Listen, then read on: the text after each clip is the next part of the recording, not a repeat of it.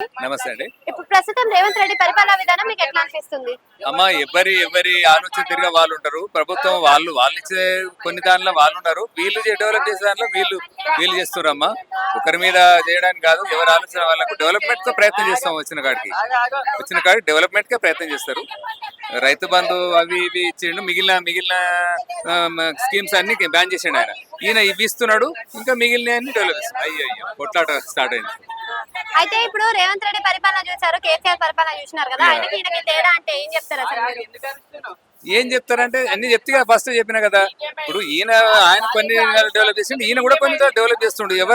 ఎవరు చేస్తే ఈయనని ఆయనదే బాగుందని చెప్పడానికి వీళ్ళది ఆమె చెప్పే కదా. ఇప్పుడు ఆయన పరిపాలనలో కూడా కొన్ని తప్పులు ఉన్నాయి, ఈయన పరిపాలన కూడా చేస్తుంటే ఏం జరుగుతుందో తెలియదు, చూస్తుంటే నడుస్తుంది. 5 ఏళ్ళ నాటికి అది తెలిసిపోతాయి, ప్రతిఫలం అనేది చూస్తాడు ఆయన.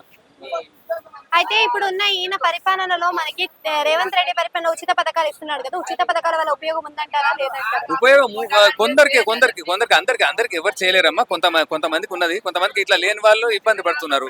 అందరికి ఇంకా అందలేదమ్మా, అందలేదు. అందే ప్రయత్నం చేస్తున్నాడు, మరి ఏమైతుంది. అంటే ఇప్పుడు కేసీఆర్ ప్రభుత్వంలో డెవలప్మెంట్ అయితే చూసాం కదా, ఇప్పుడు రేవంత్ రెడ్డి ప్రభుత్వంలో కూడా డెవలప్మెంట్ చూసే అవకాశం ఉందంటారా? అన్ని రంగాలలో ఆయన కూడా చేయలేకపోయాడు కదా. ఎడ్యుకేషన్ లో పోయిండు, జాబ్లు ఇచ్చే దానిలో పోయిండు ఆయన. రైతుల స్కీమ్లు ఇచ్చే దానిలో కొన్ని బ్యాన్ చేసి రైతు బంధు ఇచ్చిండు. మళ్ళీ అవన్నీ బ్యాన్ చేసి కొత్త పైసల రూపంలో ఇచ్చిండు.